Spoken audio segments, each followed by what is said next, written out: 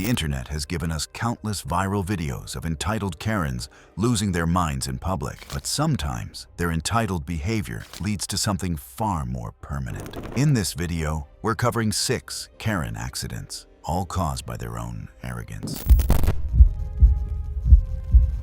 It was August 14th, 2015, in County Cork, Ireland. Light winds moved through the pastures beside the tourist riding stable. The morning looked routine, but a single guest's insistence on proving something she could not do set the stage for a fatal accident. Mara Deegan, 33, worked as a retail visual merchandiser for a home goods chain in Dublin. Years earlier, she had taken a short beginner riding course, but she often exaggerated those lessons as if they were advanced training. Friends said that riding appealed less as a genuine interest and more as a way for her to present herself as adventurous. The stable catered to tourists with limited experience.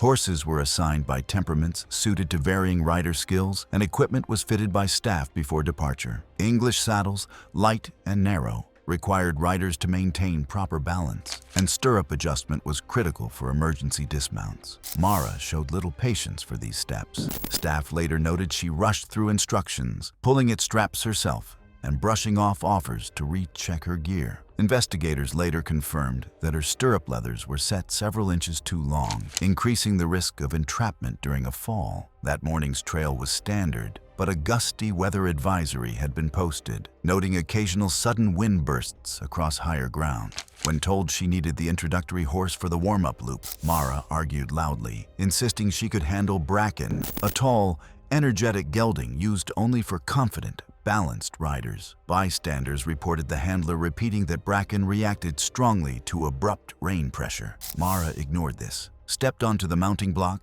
and climbed on without waiting for the handler to steady the horse. During the warm-up pass, she continued pulling sharply on the reins in an attempt to force Bracken into a quicker pace. Her saddle posture leaned forward, shifting her weight over his neck instead of centered over the seat. The wind picked up again, lifting grass clippings and rustling feed bags against a nearby shed. The guides called for everyone to maintain spacing, but Mara urged Bracken ahead, closing the distance. Helmet camera footage from a rider behind her showed the moment a loose plastic feed bag blew across the path. Bracken shied hard to the left, his body tensing with a sharp sidestep. Mara, leaning forward and holding the reins too tightly, was pitched off the right side. She hit the ground, shoulder first, the impact kicking up dust. Her boot became trapped in the stirrup, a recognized hazard in falls that increases drag and torque on the leg. Staff later confirmed she had dismissed the fitting correction that would have prevented the entrapment. Bracken bolted, dragging her across compacted dirt and scattered gravel. Witnesses saw her body striking the ground repeatedly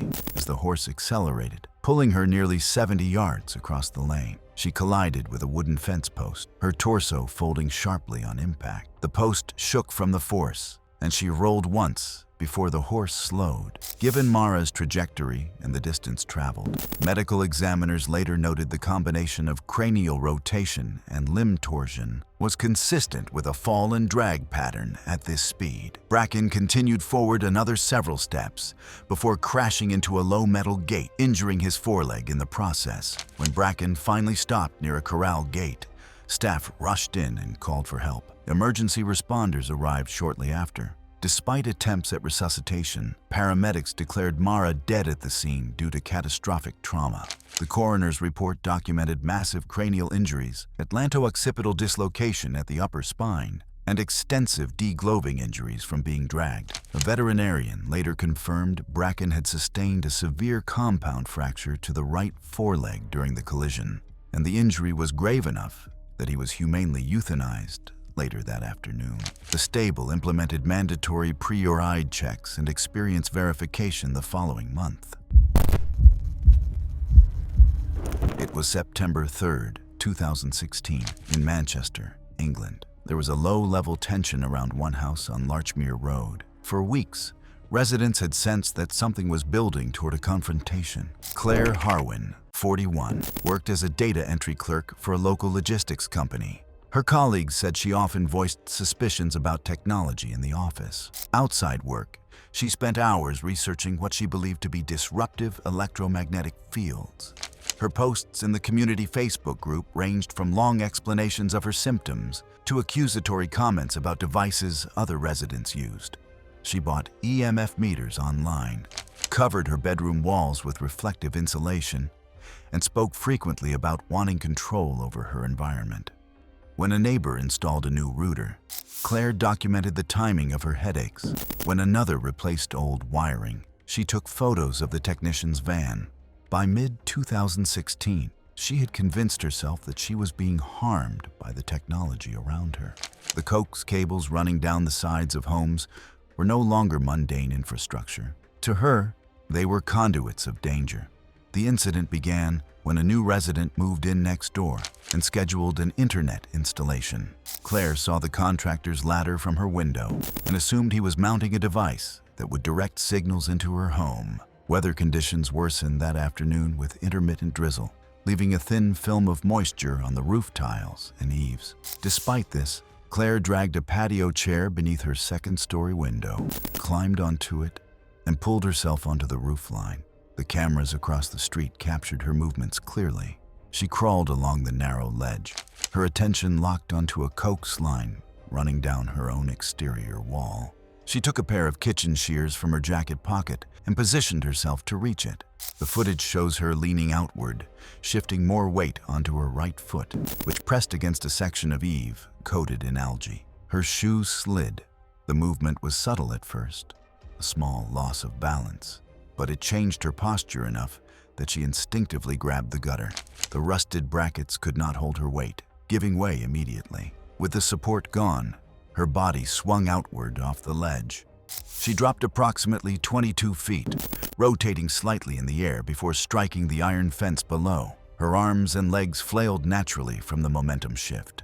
The decorative fleur-de-lis points concentrated the force of impact. One finial penetrated the left side of her chest, lacerating the lung and severing major blood vessels. Another entered her upper abdomen, tearing through the liver. Neighbors ran outside after hearing the crash and saw her on the ground, struggling to breathe. Emergency services that were called by her neighbors arrived within minutes, but she died before they could stabilize her. The coroner's report documented massive internal hemorrhage, perforation of the hepatic vein, and complete collapse of the left lung. Toxicology showed no substances that could have impaired judgment. The conclusion stated that her injuries were immediately unsurvivable. The police investigation confirmed that the cable she attempted to cut was her own inactive service line, not connected to the neighbor's equipment. Her property was eventually sold by her sister, and the new owners replaced the fence and exterior fittings, removing the visible remnants of the incident. It was June 14th, 2018, in Orlando, Florida. A week of heavy rain had already softened the ground, and several blocks had been dealing with reports of shifting soil. The saturated terrain was nearing a breaking point. Paula Venter, 38, worked as a freelance event promoter for small businesses in the area. Her social media presence was central to her work, and she relied on frequent live updates to draw clients. She liked being seen as the first to document an incident, even when no one asked her to. Because her career depended on steady engagement, she developed a habit of inserting herself into risky scenes to maintain relevance. Her interest in capturing high-intensity footage often brought her to construction sites, storms, and minor emergencies. She rarely wore protective gear, trusting instead that her awareness and quick reactions would keep her safe. The city had recently issued advisories about soil instability due to continuous rainfall, warning residents to stay clear of depressions or cracking pavement. Paula saw these alerts as exaggerations. Sinkholes were common enough in the region that she viewed them as opportunities rather than hazards. The incident began when residents heard a sharp cracking noise near the intersection of Redbud Lane. The pavement had started to separate, and water seeped through new gaps in the asphalt. Several neighbors gathered at a distance while emergency services were called. City workers arrived first, placing traffic cones and stringing temporary caution tape to keep people back. Witnesses later stated that Paula appeared within minutes, holding her phone at arm's length and live streaming to her followers. She voiced irritation that the situation was being overstated. She ducked under the tape, and approached the unstable rim. The footage from her live stream, corroborated by videos taken by neighbors, showed her stepping onto a section of pavement already overhanging a void and partially undermined by water erosion. She stood inches from the edge, angling her camera to capture the dark cavity forming below. The asphalt beneath her gave a hollow clatter as it shifted, but she continued positioning herself for what she described as a dramatic angle. The surface began to fracture along a crescent shape behind her, and small shards of pavement slid inward before she reacted. The slab she was standing on broke free and dropped abruptly. Her body pitched forward, and she gave a short, sharp scream as she fell. A neighbor recording from a safe distance captured the moment she struck a lower layer of loosened, saturated soil and subgrade debris. She rolled onto her side and slid deeper as the walls of the sinkhole sloughed inward. Within seconds, she was pulled into the narrowing cavity. Rescue crews arrived quickly, but faced unstable conditions that prevented immediate entry. When the collapse stabilized, responders found her several feet below the surface, wedged beneath wet, compacted soil mixed with asphalt fragments. She had sustained multiple skull fractures, broken cervical vertebrae, and had soil deep in her airway, consistent with suffocation during burial. The medical examiner stated that death resulted from a combination of blunt force trauma and asphyxia, linked to rapid soil compression. Her phone was recovered and entered into evidence with the final recorded frames. The neighborhood later pushed for stricter, permanent barriers around sinkholes, citing the incident as a preventable tragedy amplified by unnecessary risk. It was March 22, 2014, in Vancouver, British Columbia. The day looked ordinary, but inside one small apartment, a chain of petty decisions and simmering resentments was already aligning toward a self-inflicted disaster. Dina Callan, 35, worked from home as a freelance catalog editor for small online retailers. Her clients described her as efficient but combative, someone who pushed hard for discounts and felt wronged easily. Over years of living alone and dealing with recurring money problems, she developed a pattern of gaming delivery apps for free meals. She filed complaints so frequently that several restaurants flagged her account, noting she berated drivers and claimed symptoms like nausea or headaches within hours of receiving an order. Her apartment was equipped with an indoor camera system meant for checking on her dog, but she often let it record continuously. The clean feed and timestamps later helped establish a precise sequence of the events that unfolded. The incident began after she filed another complaint against a small family-owned Thai restaurant she had already targeted multiple times. That week, the business had struggled with slow foot traffic and a recent illness among kitchen staff. The owner's nephew, who often helped with deliveries, had grown frustrated with fraudulent refund claims and insisted on bringing the replacement order himself. Rain was still falling when he left the restaurant, and several nearby shops recorded him passing in a hurry. When Dinah opened her apartment door, security footage from a storefront across the street showed her gesturing impatiently. Indoor camera timestamps revealed that she set the container on her dining table within seconds of receiving it. She ate many of her meals immediately after arrival, and this was no different. She appeared unaware of the faint alkaline scent, which was partially masked by the strong spices in the dish. Investigators later determined the meal had been contaminated with a high-strength alkaline fryer cleaner containing concentrated sodium hydroxide, a caustic chemical stored in the restaurant's back room. Caustic residue found on the delivery container matched the heavy-duty cleaning gloves the nephew had worn while handling the fryer cleaner earlier that day. The recording from Dana's indoor camera showed her taking several quick bites before her expression shifted. She stopped chewing almost immediately, grimaced in pain, and pressed her hand to her throat.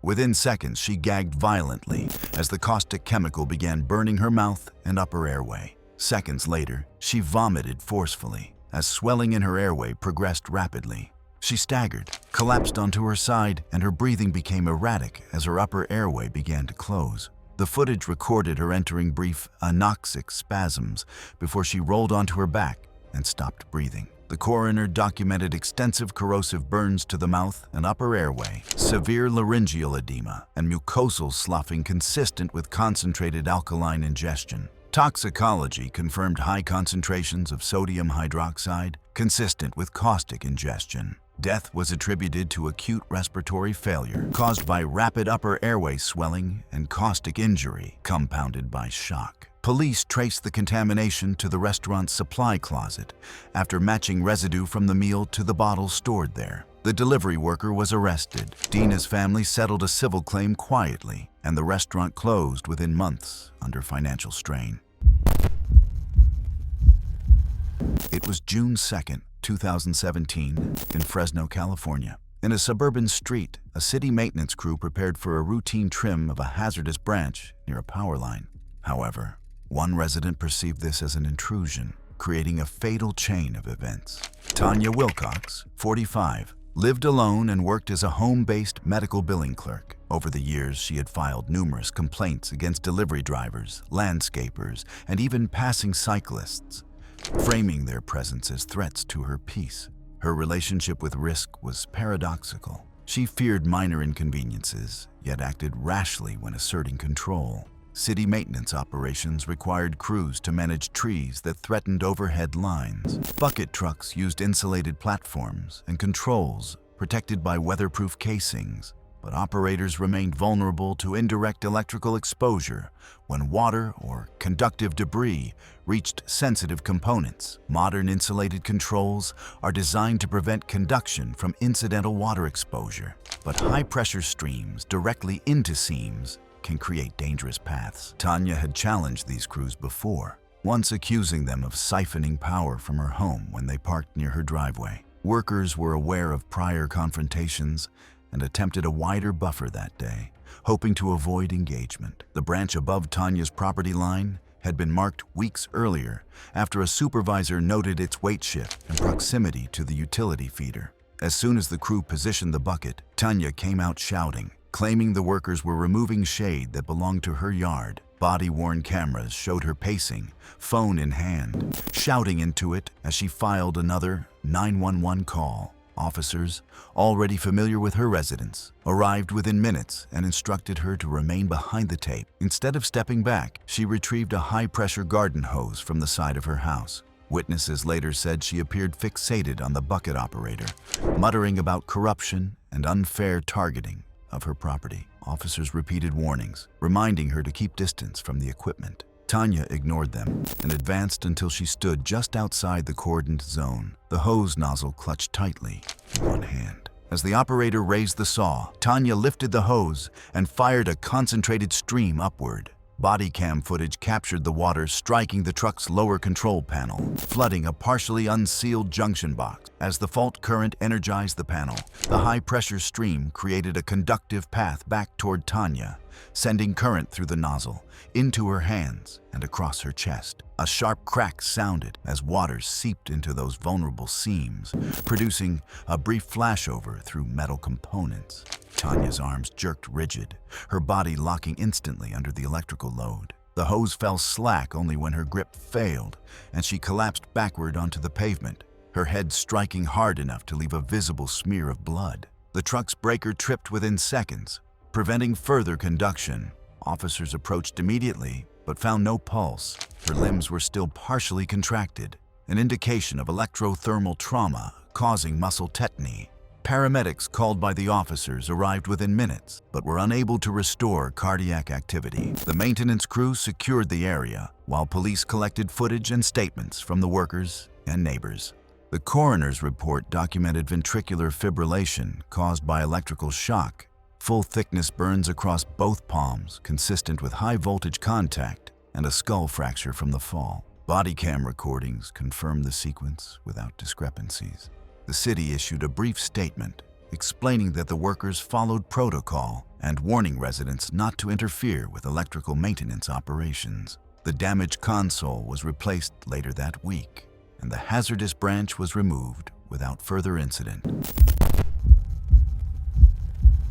It was March 2, 2013, in Milwaukee, Wisconsin. In the aisles of Hensley's Hardware, A familiar customer walked in with the same restless energy that had led to repeated complaints and warnings. Shelby Mart, 30, worked part-time as a data entry clerk for a local logistics company. She lived alone, kept rigid routines, and had a long-standing fixation on order and rule enforcement. She had begun carrying homemade security tags and plastic zip ties in her purse. She had once looked into volunteer neighborhood patrol groups, but none accepted her because of her overly confrontational approach. She treated stores like controlled environments where she believed she could help by spotting suspicious behavior. Hardware stores especially brought out that impulse. Shelby understood nothing about theft prevention systems beyond what she read online, but she trusted her instincts more than the staff's experience. Hensley's employees had asked her not to intervene in customer activity, yet she returned often, convinced she could prevent imagined crimes. The store's layout, tall shelves, heavy boxed equipment stacked high, narrow aisles, added hazards she never acknowledged. That morning, a man in his late 30s walked in and began collecting small hand tools, measuring tape, and a set of replacement blades. Security footage showed Shelby shadowing him through 2 aisles. An employee told her to let them handle any concerns, but she ignored it. When the man headed toward the exit with his paid receipt, she followed closely. A light snow warning had just come across local radio, urging residents to head home early. Staff were preoccupied with preparing for the rush that usually followed weather alerts, leaving her actions unnoticed for a moment too long. As the man approached the doors, Shelby stepped in front of him and grabbed his arm. She announced her intent to detain him, pulling a zip tie from her purse and trying to loop it around his wrist. He recoiled immediately. Later information from his family confirmed his severe claustrophobia, which caused instant panic in tight situations. He pulled away harder, his posture rigid and frantic. Employees started shouting for her to stop, but she tightened her grip, convinced she just needed to restrain him long enough for staff to intervene. Security footage shows her shoving him when he twisted free, trying to regain control. That shove sent him stepping backward in fear, and his shoulders struck her chest with enough force to knock her off balance. She staggered directly into a shelving unit, loaded with boxed equipment. An 80-pound air compressor, positioned on the top shelf for months, became destabilized by the sudden vibration. In the frame-by-frame playback, it tips slowly at first, then gains momentum. The corner of the box dropped and struck the left side of Shelby's skull with a sharp compression force. She collapsed immediately, her body folding backward onto the concrete. A pool of blood spread from beneath her head within seconds. The man froze on the floor in a panic response, unable to approach. Employees lifted the box off her and called emergency services. Responders checked for pulse and respiration, but noted the absence of both. The shelving unit, though damaged by the impact, hadn't fully collapsed, corroborating that the fatal blow came directly from the falling air compressor rather than secondary debris. Paramedics transported her, but she never regained consciousness. The medical examiner's report documented a catastrophic skull fracture on the left temporal region, a large subdural hematoma, and immediate loss of brain function. For an impact of this type, the force generated by an 80-pound object falling roughly 6 to 8 feet aligns with these injuries, supporting plausibility. Store cameras provided a clear sequence of events, confirming she initiated the confrontation and that the man's contact was a panic reaction rather than intentional harm. Police classified the death as accidental and no charges were filed. The hardware store installed additional restraints on high shelving and issued a public reminder instructing customers not to intervene in suspected theft situations. Thanks for watching. If you like these stories, click here.